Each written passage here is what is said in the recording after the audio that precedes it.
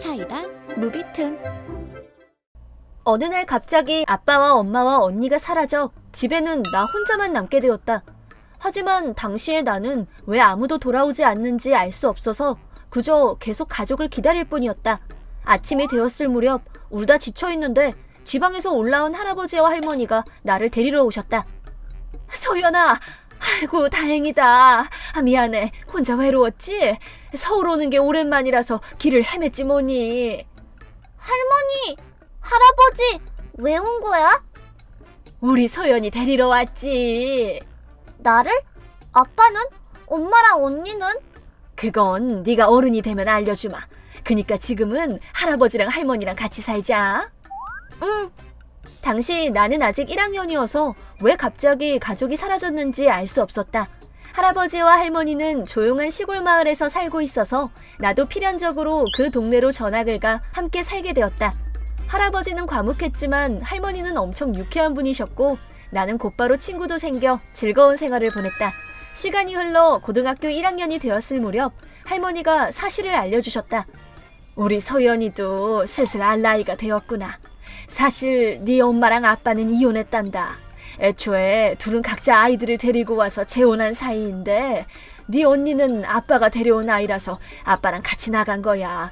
그래서 나는 엄마가 데려온 아이라는 거지? 엄마는 어디로 간 거야? 그러자 할머니는 고민하는 듯한 얼굴을 보였다. 그 대신 옆에서 계속 듣고 있던 할아버지가 입을 열었다. 그건 네 엄마 정신머리가 틀려먹어서 그렇지. 너 다음 재혼하는데 네가 방해된다면서 우리한테 떠넘기고 나가버린 거야. 그니까 너는 우리의 양자가 된 거야. 엄마는 내가 방해된다고 버렸다니. 자라고 나서 들어도 충격이었지만 그럼에도 울지 않을 수 있었던 건 할아버지와 할머니가 내게 충분한 애정을 주며 길러주셨기 때문이라고 생각한다. 할아버지 할머니 미안해. 고마워. 뭐라는 거니? 방금 할아버지가 말씀하셨잖아. 소연이는 내 딸이나 다름없다니까. 그런 말 안 해도 돼. 엄마에게는 버려졌지만 과묵한 할아버지와 유쾌한 할머니가 길러주셔서 나는 정말 행복하고 또 운이 좋은 아이라고 생각하게 되었다. 하지만 2년 후 고등학교 3학년이 되었을 때 할머니가 병으로 쓰러져 소천하셨다. 그 후로 또 8개월 후에는 할아버지마저 돌아가셨다. 할아버지가 돌아가시기 전에 내가 항상 그랬듯 잘자 할아버지 라고 말하니 등을 보인 채 할아버지는 소연아 행복하거라 라고 하셨다. 갑자기 그런 말을 꺼내길래 왜 그러나 싶었는데 다음날 할아버지는 잠든 것처럼 돌아가셨다. 할머니가 워낙 유쾌하신 분이라 할아버지가 외로워서 따라가셨나 보다. 할아버지와 할머니가 돌아가셔서 외롭기도 했지만 그렇게 명랑한 할머니를 잃은 할아버지는 정말 외로워 보였고 다시 한번 두 분은 진정으로 사랑하고 계셨구나 싶었다. 한 마리가 죽으면 다른 한 마리도 따라 죽는다는 동물 얘기를 들은 적이 있는데 할아버지와 할머니도 그런 거라고 생각하니 쓸쓸하면서도 할머니 곁에 갈 수 있게 된 할아버지는 행복하겠다고 생각하게 되었다. 할아버지 장례식에는 멀리서 삼촌이 와서 이것저것 도맡아 해주셨다. 삼촌은 할아버지와 할머니에게 내 얘기를 들어왔다고 한다. 아버지랑 어머니는 항상 소연이 얘기를 하며 즐거워하셨어. 라고 장례식 준비를 하면서 말씀해 주셔서 기뻤다. 삼촌과 대화를 나누고 있는데 그 장소에 어울리지 않는 화려한 옷을 입은 여자가 나타났다. 나를 버린 엄마였다. 엄마? 아니 그 옷차림은 아빠가 죽었다고? 아싸! 엄마의 한마디에 우리는 어이가 없었다. 뭐? 그래서 유산은? 빨리 내놔! 웃기지 마! 유산은 없다고 말했잖아! 없을 리가 어딨어! 유산을 받을 권리는 나도 있잖아! 딸이니까! 나를 버린 시점에서 쓰레기 같은 여자라는 건 알고 있었지만 정말 답도 없었다. 아, 혹시 네가 받았니? 그럼 빨리 좀 줘라! 아무것도 받은 거 없다고! 뭐? 시침이 떼일 거야? 웃기지 마! 유산이 어디 있겠냐고! 그렇다니까? 할아버지랑 할머니는 당신을 대신해 나를 아낌없이 길러주셨는데 유산이 어딨어? 뭐? 무슨 말이야? 내가 왜 왔다고 생각하는 건데? 엄마가 눈앞에 있는데 뺨을 때리고 머리를 다 쥐어뜯어버리고 싶어 죽는 줄 알았다. 하지만 그날은 할아버지 장례식이어서 여러 사람들이 조문하러 와 있었다.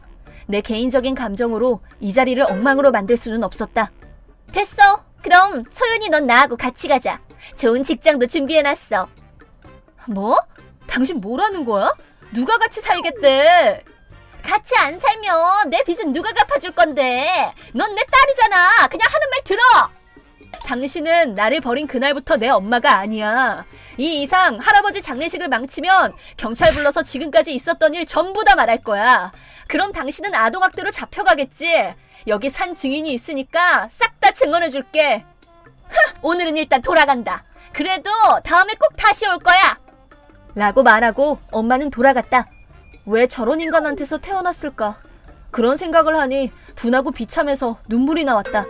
삼촌은 그런 나를 보고 나머지는 맡겨두라고 말씀해 주셨다. 나는 텅 빈 집에 혼자 틀어박혔다. 어딘가로 확 떠나버릴까? 그 인간으로부터 도망치고 싶어. 하지만 돈도 없잖아. 어떻게 하면 좋을까? 삼촌이 모든 걸 다 도맡아 주셔서 막힘없이 장례식을 끝마쳤고 얼마 지나 삼촌이 나를 불렀다. 너한테 해줄 말이 있어. 실은 말이야. 삼촌은 내가 생각지도 못한 얘기를 하기 시작했다. 할아버지와 할머니는 본인들이 죽고 나서도 내가 절망하지 않도록 돈을 남겨두고 가신 거였다. 할아버지와 할머니의 보험금과 집도 내게 주시겠다는 유언을 남겨두셨던 것이다. 아마 아버지는 머지않아 그 또라이가 너한테 접근해 올 것을 예상하셨던 것 같아. 어느 한쪽이 살아있을 때는 접근 못하게 할 생각이셨겠지만 둘 다 돌아가셨을 때는 혼자서라도 살아갈 수 있도록, 도망갈 수 있도록 남겨주신 거야. 집에는 조만간 그 여자가 다시 올 가능성이 있어. 그니까 얼른 집을 팔고 곧 졸업하니까 이 지역을 떠나렴. 알겠지? 전혀 모르고 있었던 할아버지와 할머니의 마음에 눈물이 넘쳐 흘러 멈추질 않았다. 분명 아버지랑 어머니는 너를 키운다고 엄청 고생하셨을 거야. 죽어라 일만 해서 필사적으로 돈을 버셨으니까 현금으로 저축하는 건 어려우셨겠지. 하지만 이 집과 보험금만큼은 무조건 소연이 너한테 남겨주려고 노력하셨어. 할아버지, 할머니. 나는 하염없이 울었다. 닦아도 눈물이 멈추질 않아 삼촌 앞에서 한참을 울고 있었다. 그 후 나는 고등학교를 졸업했다. 아직 내가 잘 모르는 여러 일처리들을 삼촌이 도와주셔서 나는 할아버지와 할머니의 집을 판 돈과 보험금을 받을 수 있었다. 삼촌은 마지막에 어디로 가든 상관없지만 가끔은 나한테도 연락해야 한다. 또 명절에는 무덤에 가서 얼굴 비추면 그분들도 기뻐하실 테니까 가드려. 라고 하셨다. 나는 삼촌에게 머리 숙여 감사를 표하고 동네를 떠났다. 그 후 새로운 동네에서 생활을 시작했다. 내년에는 포기하고 있었던 대학에 갈 수 있도록 일도 하면서 준비하고 있다. 가끔 연락하는 삼촌에게 들은 얘기인데 엄마는 빚이 계속 불어나 또 내게 일을 시켜 빚을 갚으려 했다고 한다. 하지만 나를 찾을 수 없었고 결국 어떻게 할 수도 없게 되자 집을 잃고 직장도 없이 노숙 생활을 하고 있는 것 같다고 들었는데 어떠한 감정도 들지 않았다. 그 인간이 어렸던 나를 버렸을 때의 죗값을 앞으로 평생 동안 치렀으면 한다. 이번 영상은 어떠셨나요? 재밌게 보셨다면 구독, 좋아요에 댓글까지 달아주시면 감사하겠습니다. 그럼 다음 영상에서 만나요.